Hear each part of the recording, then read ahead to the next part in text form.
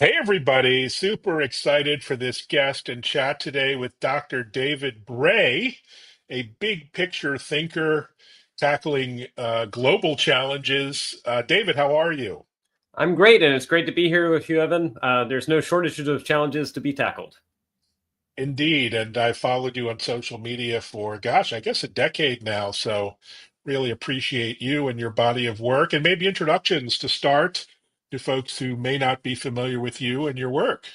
So the short version is I fell in my head at an early age. It made all the difference. The slightly longer version was lucky enough to be hired when I was 15 by the U.S. government, initially at a physics facility doing computer simulations of electron beams. But then when I was 17, got a classified role. It was basically at the time, I couldn't say too much other than it was involving satellites and space and computer Mm, simulations. But was in support of, let's say, the Ballistic Missile Defense Organization and finding civilian applications using space back in the mid 90s. Worked briefly with Microsoft and Yahoo back in the late 90s. So I did private sector, but then parachuted into a role doing counter-bioterrorism, which was, again, in 2000, people really hadn't heard of. And literally was supposed to brief weeks in advance as to what we would do technology-wise should a bioterrorism event happen. That briefing just happened to be scheduled for September 11th, 2001, 9 o'clock in the wow. morning. So we were kind of busy, dealt with the response to 9/11, ended up briefing the CIA on October 3rd, only to have the first case of anthrax show up 24 hours later in Florida. And then, of course, the threat letters. So responded to anthrax as well. Later, West Nile, severe acute respiratory syndrome, the original coronavirus, and other outbreaks. Got a PhD in a business school, and then briefly postdocs at MIT and Harvard, and then raised my hand to go to Afghanistan. Did some work there on the ground, both military and humanitarian missions. Came back, ghostwrote papers relating to policy, everything from cybersecurity to other activities, and became a senior national intelligence service executive. Played a role as the one nonpartisan director with 6 Republicans, 6 Democrats reviewing all the R&D efforts of the intelligence community. That was 2012, 2013. And then took on another fun role where there had been 9 CIOs in 8 years at the Federal Communications Commission. Always a great sign for CIO number 10 that things are just great. Could not say at the time that there had been 2 advanced persistent threats. In other words, foreign nation states doing stuff prior to my arrival that I couldn't even trust the IT systems I was inheriting. But we moved everything to public cloud and private hosting in about 2.5 years. And I give massive kudos to the team to do that. Along the way, we also got the Global CIO Award, both in 2015 and 2017, the team did. So massive kudos for that. And then went to go work with VentSurf with the People-Centered Internet Coalition. Mm. Behind the scenes was working with Special Operations Command on some issues, continued to advance things, was also a newborn. A newborn came to our lives for my wife and I that we had adopted. And then finally in 2020, I got another ask to do another commission. This time it was 8 Republicans, 8 Democrats, everything from the US to our friends and allies in cybersecurity, AI, bio, and space. And despite the fun, and I'll put fun in quotation marks, of getting anything bipartisan done in 2020, we did actually succeed in getting both support both from the Senate and the House. And the report was hand-delivered to both the Congress and the president at the time. And about 50% of our recommendations have been implemented. So now I work at the intersection of how tech and data is impacting companies geopolitically. I often say to companies, you may not care about geopolitics, but geopolitics cares about you. And technology is shaping how, unfortunately, things that used to be done with relative degree of freedom or protection, increasingly companies are the front line for either gray zone, what's called gray zone attacks, misinformation attacks, other things that sort of are just trying to hurt what the company's operations are to erode their performance. Well, amazing. Well, why you don't have a Netflix show of your own, I'm not sure. I would watch that in a heartbeat. We'll save that for one day, Another maybe. Well, day. let's talk a big picture AI and society. I mean, this is only a half an hour discussion, but are we moving too fast? Are we moving not fast enough? How do you think about this question and governance around it? So I would actually say it's both. We're moving both too fast and not fast enough. On the not fast enough, we are doubling down on deep learning and large language models. And in one hand, that's good. I mean, it's quite impressive what they can do. Do not want to dismiss that at all. But deep learning algorithms date back to the late 80s, early 90s. And so it's only possible now because we have the computational cycles as well as all the data that we produced from the last 30 years of using the internet. There are better methods for certain fits to purpose. Again, large language models, if you want to generate things that look like human conversations, human voices, even video, perfect. But if you want to actually sort of identify trends in a changing world, if you want to infer what's coming next, if you want to predict the future, awful. And if anything, large language models are held back by they're only as good as the training data that they were trained on. And so I'm a big believer in active inference. I want to give a shout out to Carl Friston, if folks aren't familiar with his work. And I think there are some interesting startups now that are looking at active inference. I'd like to see that because we're going to need less data. We're going to need less computing cycles. It can actually be run on your laptop, and we won't need nuclear power plants to fund that. So that's the area where we're not moving fast enough. But at the same time, I think we're missing the human dimension. There's a lot of people that are fearful. I mean, we've had plenty of pundits that say it's going to replace their jobs. I'm not exactly sure it'll do it. It'll just change the nature of their work. They won't be doing as most rote and repetitive things, but they'll still do things. It'll just change. And so having empathy for the fact that AI is making people concerned, when you go into companies right now and you say, we're going to launch AI, I guarantee you 80% of your employees are like, should I sabotage that? I don't want to be out of a job. And so, having that deployment empathy for both companies and communities and what it means, I think is going to be vital. And so it's not about slowing that down per se, but maybe just having the human heart and understanding what you're doing when you go into situations and say, we're rolling out this new tech, understand what people are really thinking when you say that. Yeah, great advice. And tied into that are cybersecurity challenges, something Yes. several lifetimes about, but it's on everyone's mind, your average person in the street as well. What's one or two things do you think governments or organizations aren't getting right about cybersecurity at the moment? Yeah. So again, from my own experience with the Federal Communications Commission, when I took on that role, as I mentioned, I couldn't come out and say we'd had 2 advanced persistent threats because you couldn't talk about it at the time. But, I look at it this way. Nobody would ask a commercial entity or a small organization, even a mid-sized organization, to buy surface-to-air missiles to defend themselves against, say, China and Russia. That's not what we would ask them to do. That there is a government agency that handles it. It's called Department of Defense.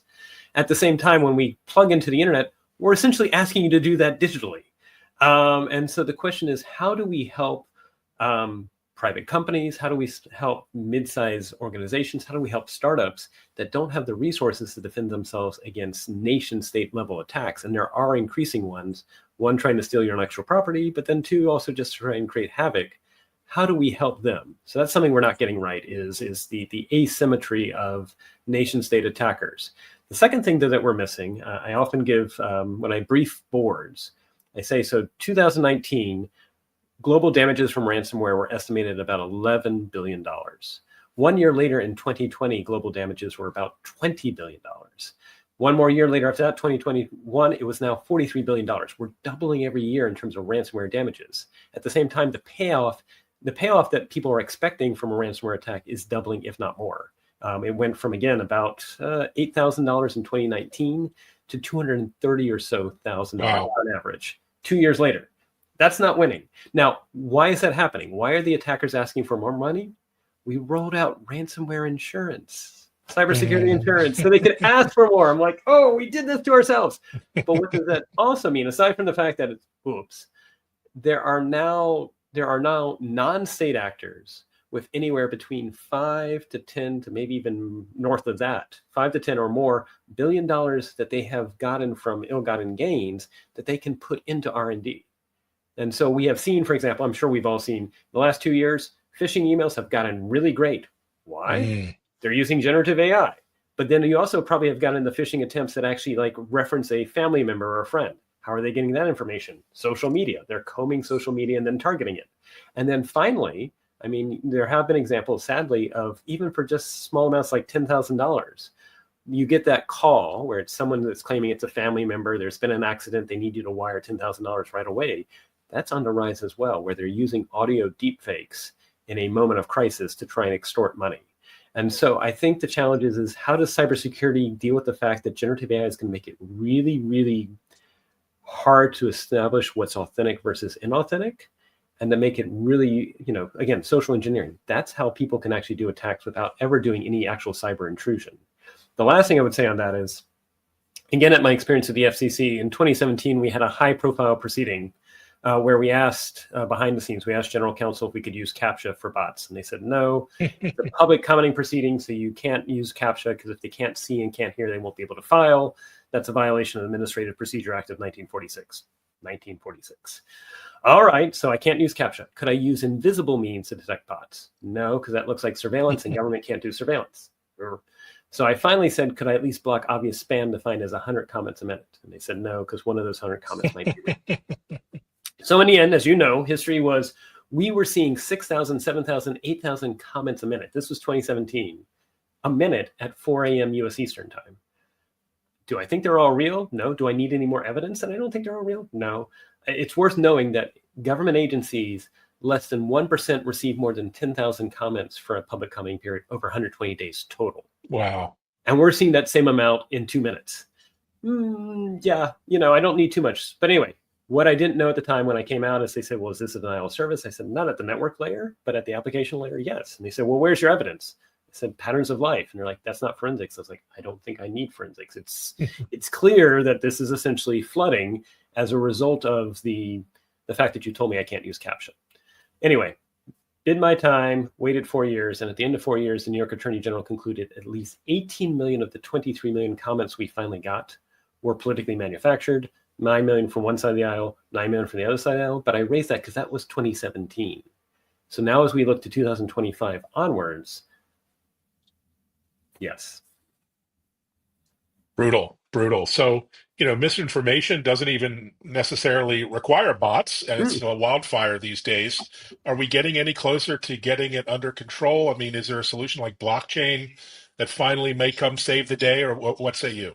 Yeah, so I think I would actually give a shout out to a group called Trust in Media. It's a 501c3. Ellen McCarthy, she was previously director of INR. That's the State Department's intelligence service. So Trust in Media is recognizing that in the United States and other free societies, you can't have people tell you what is truth or not, because that's hard and that's not a government function. What we can do is teach you to be skeptical, or at least when you read an article, if it's beginning to hijack your emotions, ask why. And begin to triangulate across different sources of information. But I like to point out to people, like this whole question of inauthentic or misinformation or things like that, it dates back to the founding of our country.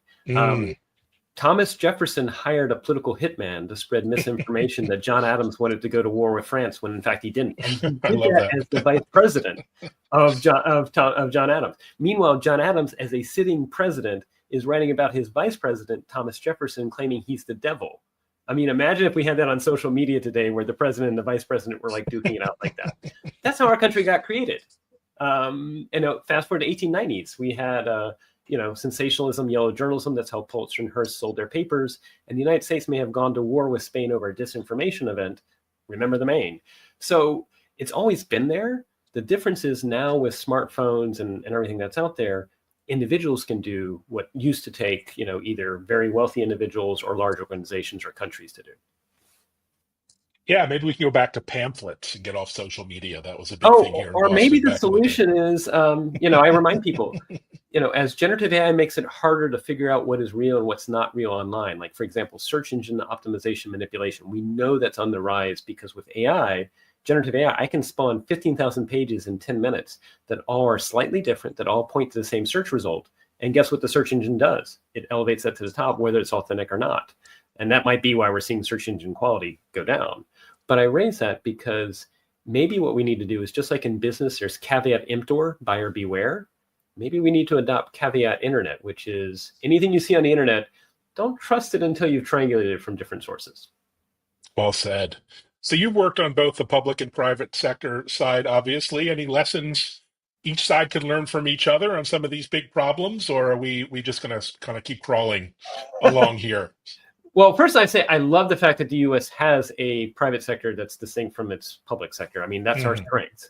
Now, that creates interesting tensions, because everyone's like, well, the public sector should be like the private sector. I'm like, yes, although point to me any private sector company that has 535 members of the board, each with their own agenda. That is part of the design of the U.S. public sector. As you go back to Federalist Papers number 51, where they wanted ambition to counter ambition. Parts of the checks and balances that make the public sector work and why we don't become a autocracy is that each of the politically elected members are representing their interests of their own district or state. And that's good. That's goodness. So at the same time, I think the public sector needs to appreciate the hunger, the innovation, the cycle speed of the private sector. And we need to figure out ways to bring this in. When I talk to either private sector companies or public sector companies, I'm like, you need to create within your organization places where you can almost incubate new ideas. It's almost like a VC on the inside. And this is true even for large private sector companies that have been around for 5 or more years. They run the risk of losing that hunger that helps them innovate. And so you have to figure out a way of sort of reigniting that spark.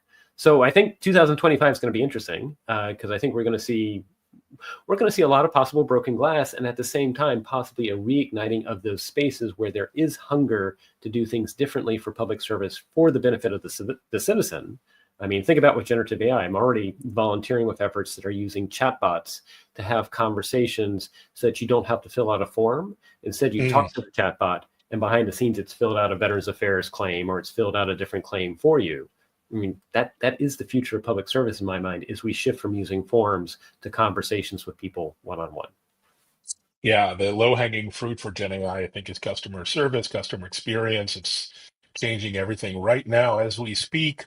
The other thing that's of interest to me, future of work, not just my work, but organizations, it's clear the impact of AI and automation is changing jobs. How is it affecting your day-to-day, if I can ask? And what do you think business leaders should do for their organizations to prepare for these changes? Yeah. So I'll give one small example. So like later today, I'm hosting a board discussion, and I gave the board members homework over the last 3 days to just answer 3 very simple questions. And literally, like, this is about 3 hours before the board meeting is going to happen, I pulled together all their answers, had generative AI summarize and actually show where they had similarities, where they had differences, produced a very short report from that. But then, of course, I also use an AI to produce a short podcast so they can either listen in advance of the meeting or read the report. And that was done 3 hours before the meeting, so that basically we had the most effective use of our 3-hour meeting in advance, because now we don't have to air everybody's opinions. We know everybody's opinions, and now we say, what are we going to do about it? So that's just one small example of how AI is changing the nature of work. For example, I'm working with NATO, where they actually have, in advance of the meeting, they have their chatbots ask internally, what are your expectations for the meetings? What should we be doing about this? And then when they actually have the meeting afterwards, they say, was that meeting effective? What could be done differently? And so I think the future is helping us free up cycles so that when we are doing in-person interactions, when we are doing things, it's the best use of our time. That's, to me, is what I think generative AI is going to be really great at. Now, again, there's other flavors of AI. There's computer vision. We could easily spend another 30 minutes talking about computer vision, how that's going to help, active inference, how that's going to help. You almost have to ask, what I would say is business leaders need to first recognize there are multiple flavors of AI. So when anyone talks about using AI in their organization, say, what flavor? And then two, in what context? Because computer vision in radiology makes a lot of sense. Computer vision in customer support, not so much. So understanding the context as well. And then finally, I would say, prepare your organizations not just for the disruption of AI.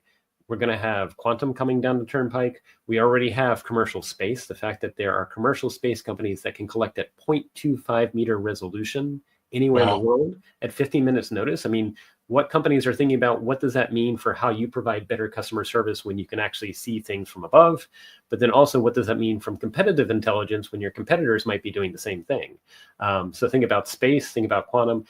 I would submit that the next 10 years, there's going to be wave upon wave of seismic changes onto commercial organizations as well as governments. And the ones that thrive will be the ones that teach their employees to be always scanning for new business cases that move the organization forward using the technology. Wow, great insights. You've been a big advocate of tech for good and sustainability, leveraging tech.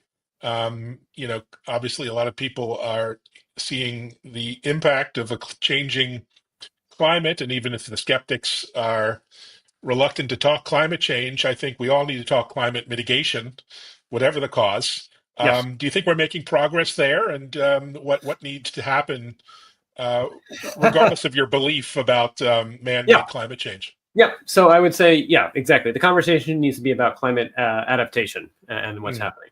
So I am seeing very interesting signs of light and signs of hope. And if anything, I actually try to remind people, don't give in to fear mongering. I mean, every decade is going to have its seismic issues that seem insurmountable, and we figure them out.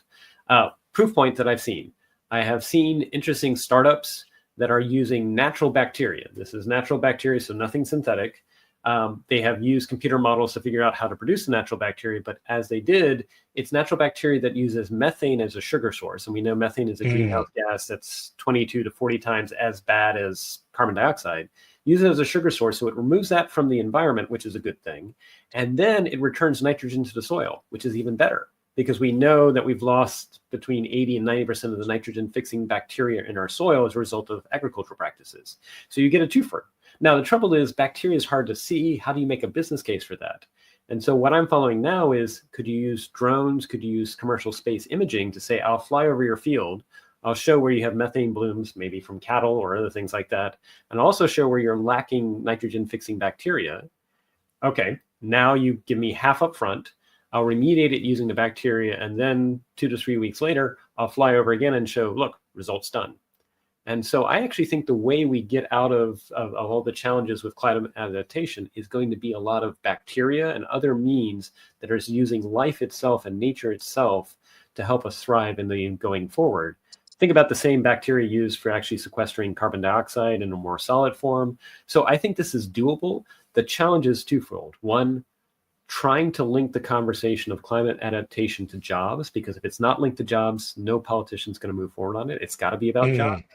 And then the second thing that's also not happening is, how do we model this before we do this? Because we only have one planet, and there could be some very good intentioned efforts that go run away and result in some bad things. So we need to actually put in place now ways to I almost want to say an FDA for testing things like this. So anyway. I love that. And you mentioned drones, and this next question is a little out of left field. I apologize in advance, but we're all this UAP, UAV activity as of late. There seems to be a tsunami of sightings over places like New Jersey.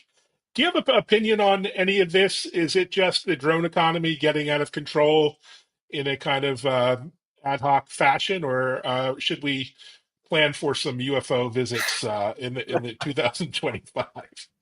So the first thing I would say is, Occam's razor. Usually the most likely explanation is the right one. And so back in, this was October of 2010, I got asked to give a briefing of over the horizon challenges. And I actually presented two to this. I can share this in unclassified context. One was I pointed to AI and said, AI is just going to get better and better. By 2020 or so, we're going to need to actually figure out how this is changing how societies, how companies operate. And at the time in 2010, everyone was like, yeah, right. But the other thing was, I pointed to what was happening with drones and the do-it-yourself drone movement. And I said, by 2020, we need to be ready for drones being used, not just in the battlefield by small nation states, not just the big actors, but small ones, Exhibit A, Ukraine. But then two, what happens when criminals start to use it? What happens when this is actually being used for reconnaissance before someone robs your house or things like that?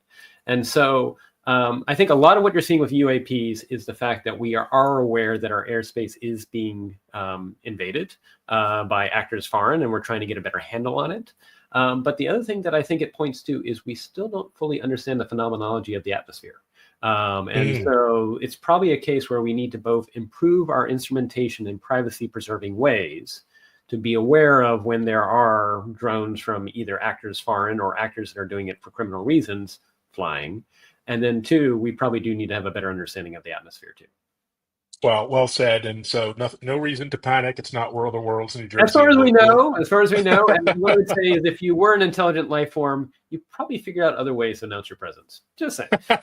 Without lights, flashing red and green lights. Yeah. But thanks so much. Looking ahead, where can people find you, meet you, see you over the next couple of weeks for you into the new year?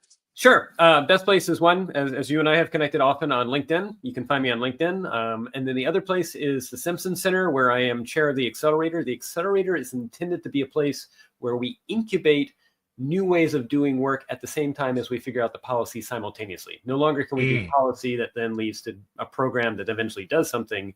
We have to do this in parallel. So Stimson Center as well as LinkedIn. Fantastic. Well, thanks for the insights and updates, and always a huge fan of your work. And onwards and upwards. Thanks, David. Thank you, Evan. Onwards and upwards together.